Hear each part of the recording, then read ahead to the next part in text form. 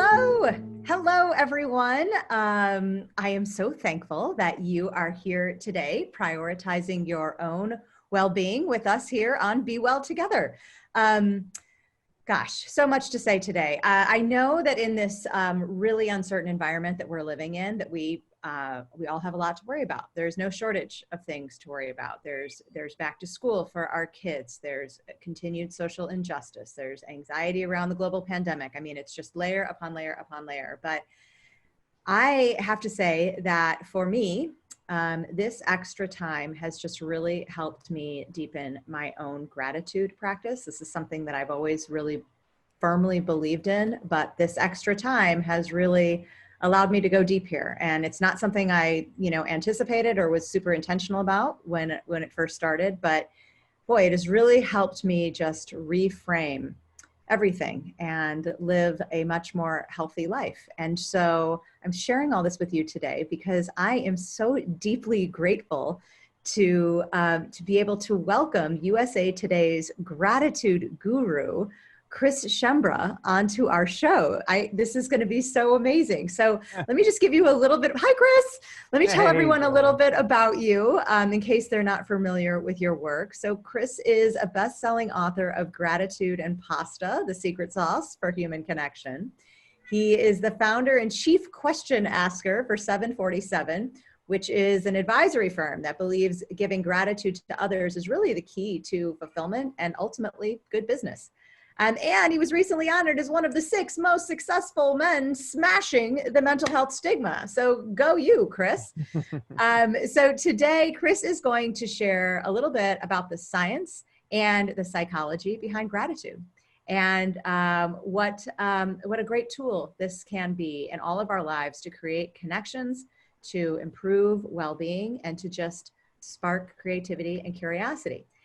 And as if that was not enough, we are also going to shake it up a bit, and we are going to welcome our very own Tiffany Bova today to actually conduct the Q&A with Chris. And this is because Tiffany actually hosts her own podcast and is doing an encore performance with Chris because they had such an amazing run last time. We said, well, why not bring that to even more masses?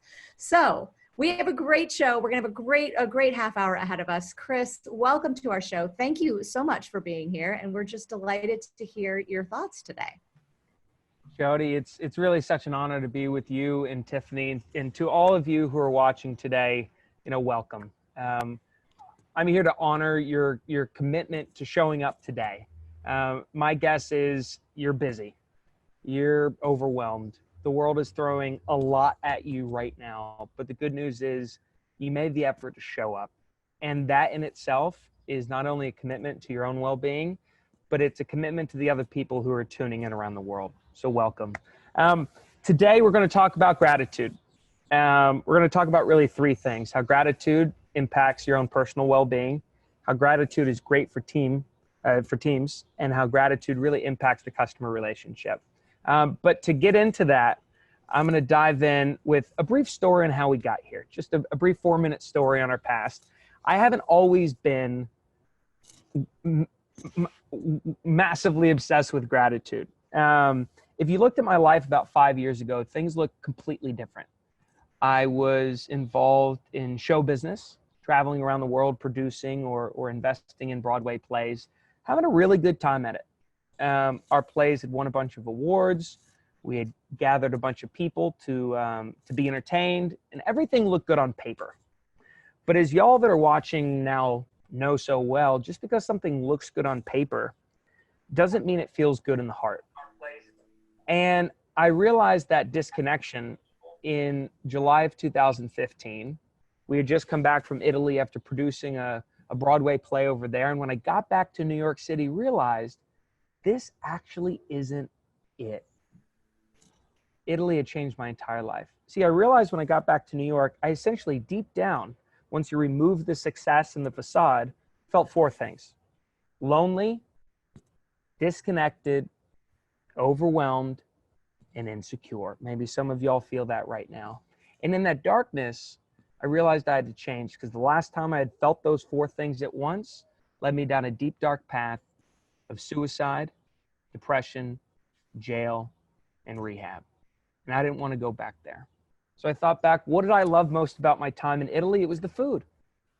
So I started playing around in our kitchen, accidentally created a pasta sauce recipe, and figured we should probably feed it to people to see if it's even good or not. And a ritual began. The dinner table was formed. We invited people over, we put them to work, we sat down for dinner, and we had a great, great, great meal. And we haven't stopped since. As Jody was mentioning, we've used the dinner table to spark over 400,000 relationships around the dinner table. But as we look back on what made those dinners so good, it wasn't the pasta sauce. The pasta sauce is great, just ask Tiffany. But it was the gratitude. It's what we talked about at every dinner and what we're here to talk about today. At that very first dinner, we asked a simple question that now I ask y'all. If you could give credit or thanks to one person in your life that you don't give enough credit or thanks to, who would that be? We heard people dive way back into the past and pull forth some autobiographical memories to share their stories with others in that small group format. And people found connection. People had these cathartic, transformational releases, and a movement began.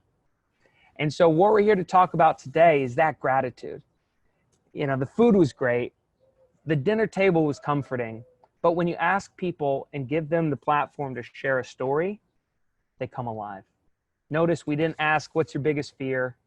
We didn't ask, what's your biggest failure, your greatest regret? We asked them to tell stories about others, because that's what y'all are here to do. Learn how to be good servant leaders. Your role in the customer journey is about being the guide, not the hero. And so the more you can put the emphasis on others, using gratitude as a tool, the better off we'll be over time. See, I can't imagine how you feel right now, but I would imagine a lot of y'all are very future oriented. Who knows where we're going to be in the future, right? We don't know what a month looks like. We don't know what a year looks like. Thank goodness y'all have amazing leadership that is invested in y'all's well-being, but the future is a great unknown. Now, when you live your life looking ahead to the future, in that great unknown, a period of uncertainty, it starts to kind of eat you up a little bit.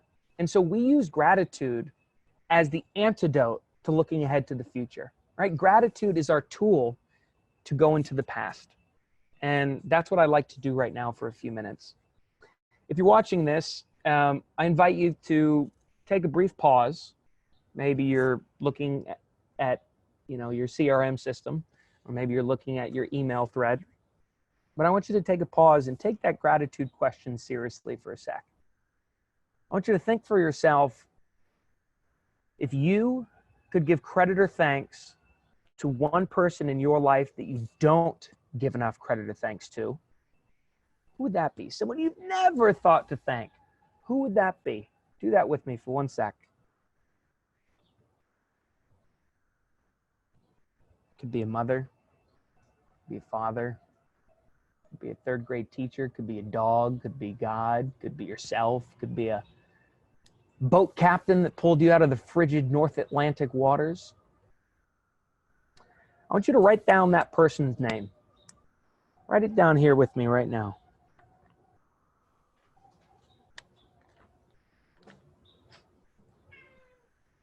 Think about what that person means to you. What have you learned from them? What do they see in you? If they were here right now, what would you say? Think about those things. See, gratitude is the invitation to acknowledge that we've received value from other people. There is no such thing as a self-made person.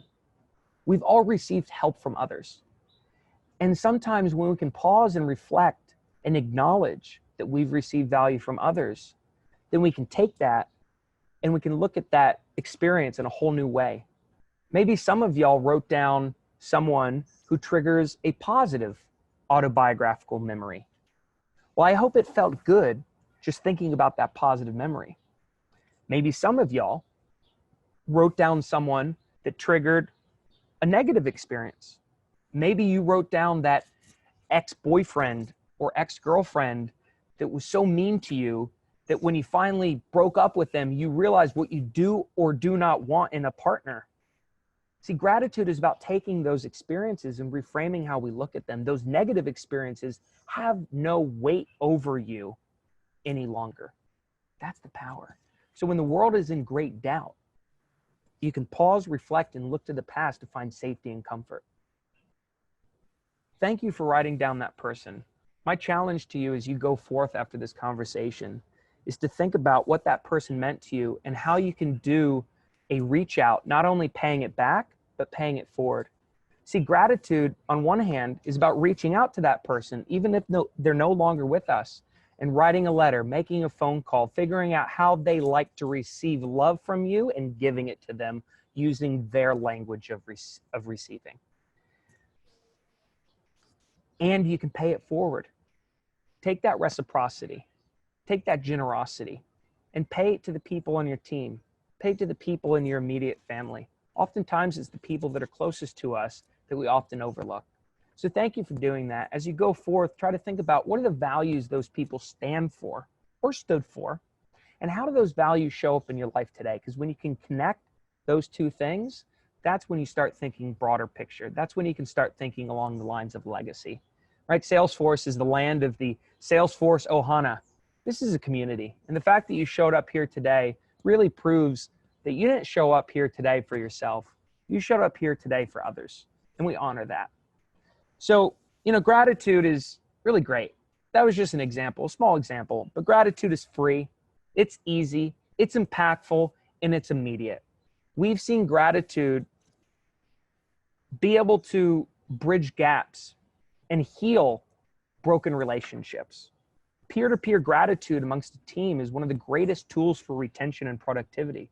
Gratitude unlocks curiosity, connection, productivity, inspires further movement and people to take action.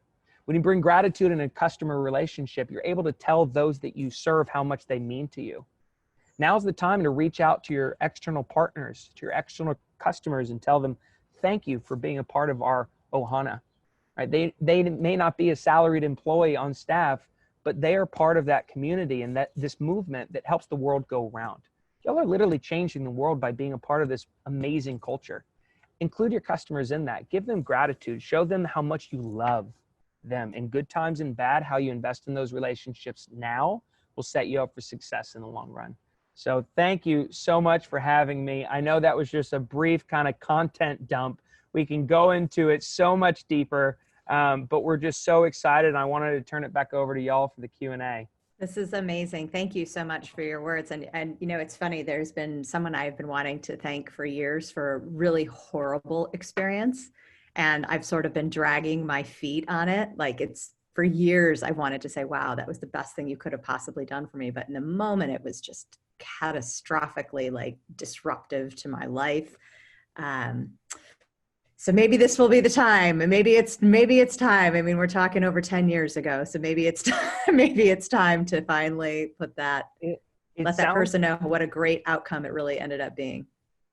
Yeah. I mean, it sounds like you love persevering through tough times and you love finding the positive. Absolutely. In every experience. And I finally got there. And, it was great to your point when you really released that. I remember several years ago when I realized that this was really behind me and I was actually grateful for the experience and how freeing that was. Yeah.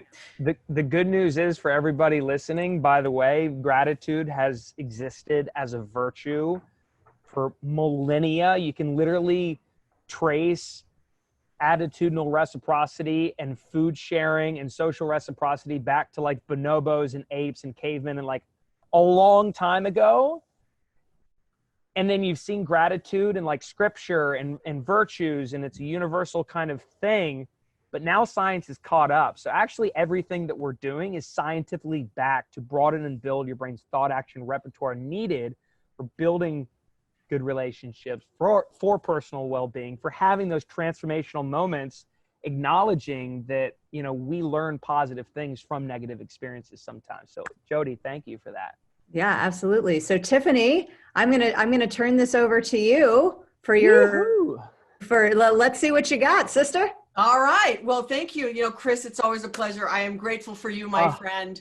And, I'm going to share a personal story like Jody did, that when I first got to the gratitude and pasta at 7:47 p.m., and you asked that question of who was I grateful for, what it actually made me reflect on is how many people in my life I was grateful for that I didn't take the time at those moments to actually thank them and share with them how special they were in my life.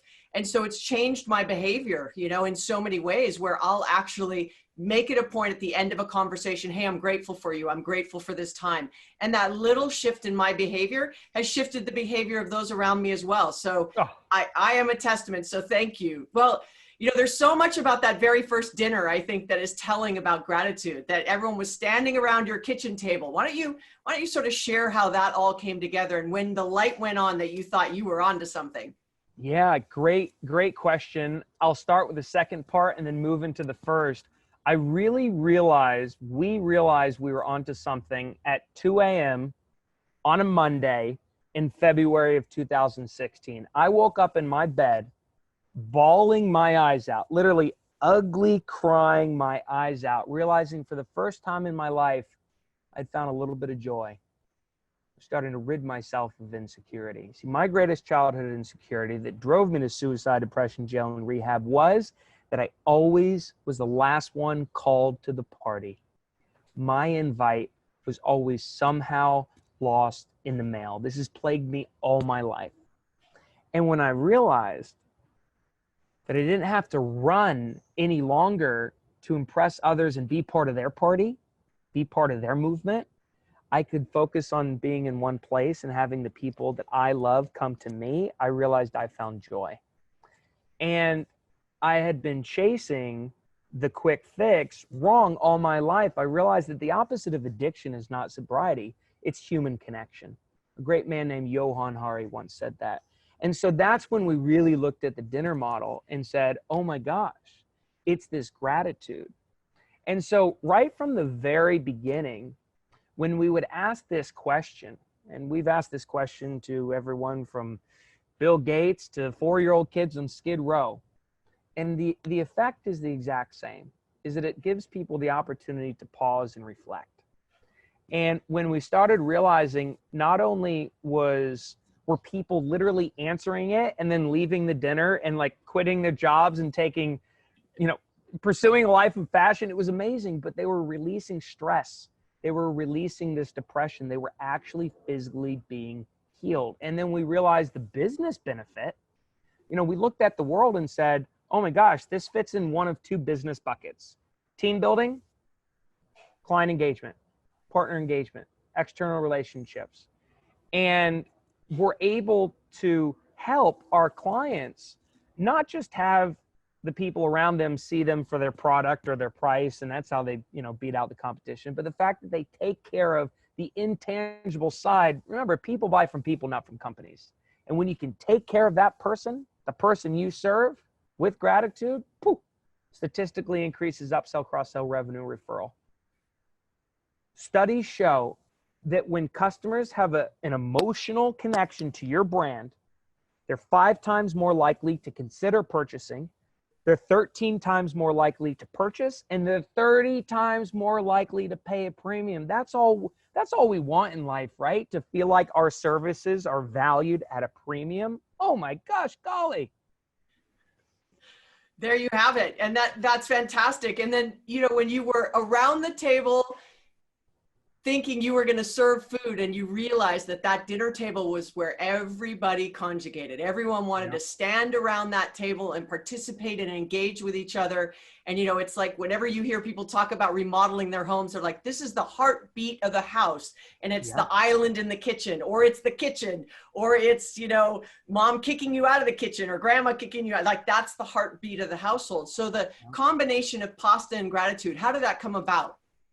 The pasta sauce, it was just the first food item we invented. It could have been candy canes, and we would have done a dinner around candy canes. But then Cornell University did a wonderful study proving that firefighters who eat spaghetti in the firehouse together actually perform better as a team, and they save more lives. So once we realized that there was actually scientific backing to the art of like eating this high carb comfort kind of food, because that's essentially what it is. A friend of ours, Jerry Schweitzer, once asked me, if your dinners were a gender, what would they be? I said, it'd be a woman. They said, how would we feel when people walk through that door? I said, you would be overcome and consumed by the greatest maternal love and empathy and energy that you've ever had. And here's a bold statement. A lot of us have mommy issues, and we just want this like warm hug.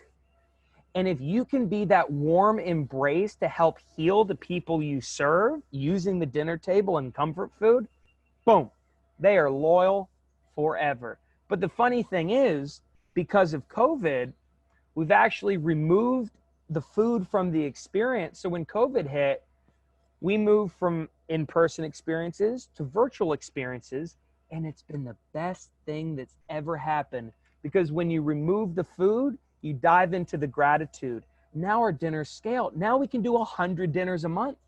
It's unbelievable. We've worked with the biggest companies on the planet now to serve thousands of their people without leaving the comfort of our own home.